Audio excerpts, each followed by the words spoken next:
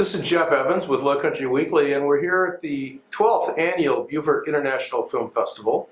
And I'm sitting here with Mark Kirkland, the director of the short documentary Bud's Odyssey. And it's a World War II survival story about Lieutenant Robert Bud Kingsbury. Kingsbury, I'm sorry. So how did you find the story? And, tell me what was compelling enough about it to make you want to film a documentary about it. Well, the man himself, Bud Kingsbury, we became friends in the late 90s. And, when I learned his story, it was just an incredible survival story is really what it is. He was a captain of a B-17 bomber in the middle of the Second World War, and he flew a mission from Tunisia, Africa, over to Italy. And it was a day when there were 1,000 planes in the sky fighting, and Right. he was shot down over the Mediterranean, and he swam for 32 hours. He was wearing a Mae West lifeboat vest, but he was the sole survivor of his plane, but he was in the water for 32 hours. And there were sharks in the water, and he made it to shore, luckily, and spent the next close to 2 years as a prisoner of war. But So captured on Italian soil? yeah, Okay. while they were Axis allies. Right.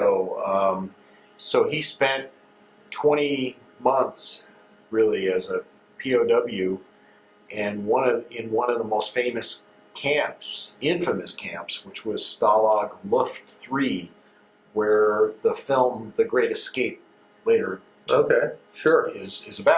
took place. But just knowing him as a person, he was just an inspiration for everyone, really, that he survived, and he just was such a fighter, and he made it.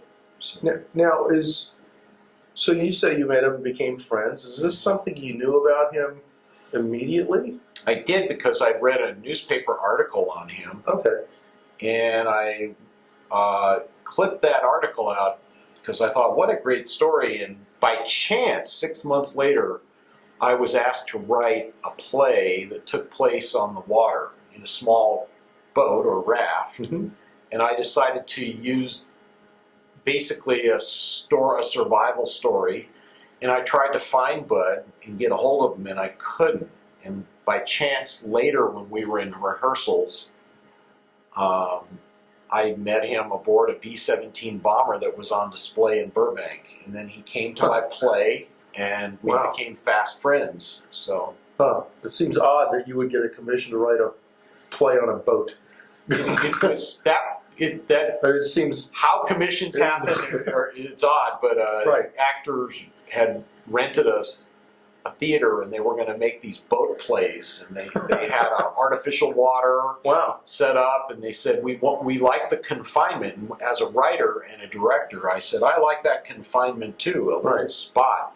So I set up a conflict story about two downed airmen, Americans, who pull a German into their boat, and they've shot each other down.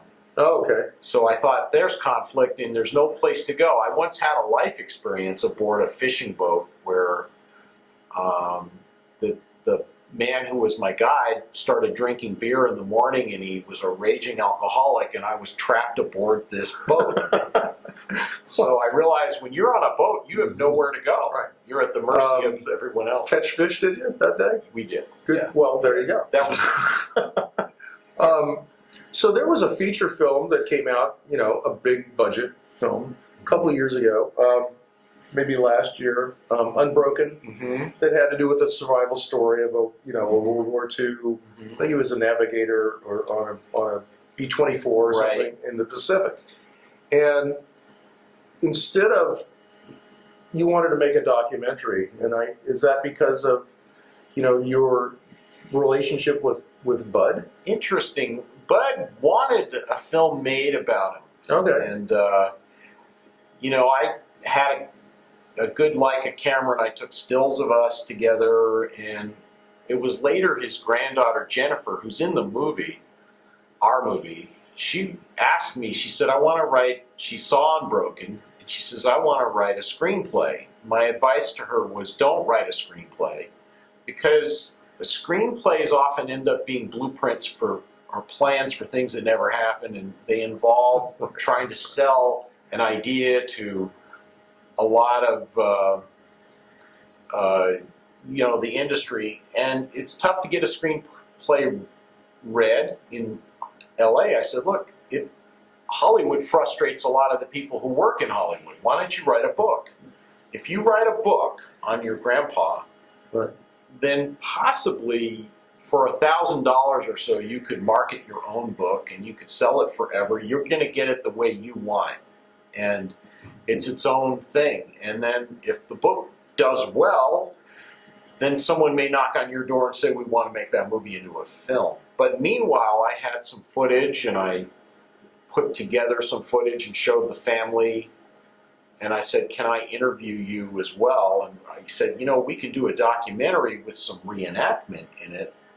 And the family said, "Yes, we love that idea." And what we were so fortunate about was having Bud's grandson, who's a retired Air Force colonel, and he did reenactment of his own grandfather. They look similar, and That must have been a thrill for both of them.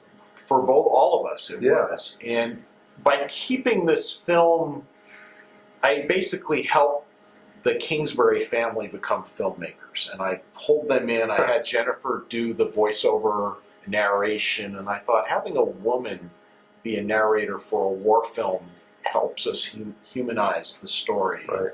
takes the edge off. And but that family, the Kingsbury family, they were as good as any professional crew I've ever worked with, and they always showed up on time. They did their homework. They were always prepared.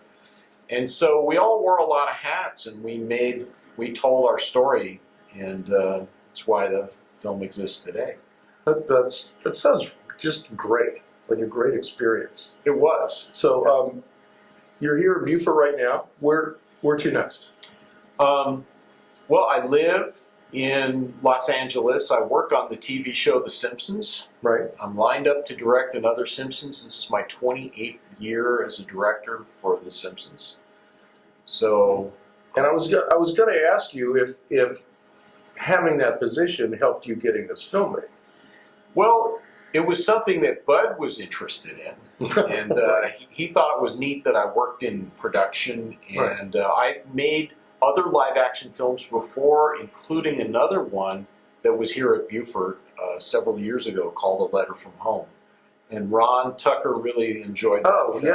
yeah, I think a lot of us remember that film. Yeah, and that was based on a story that my late stepfather, who was in the Second World War, told me.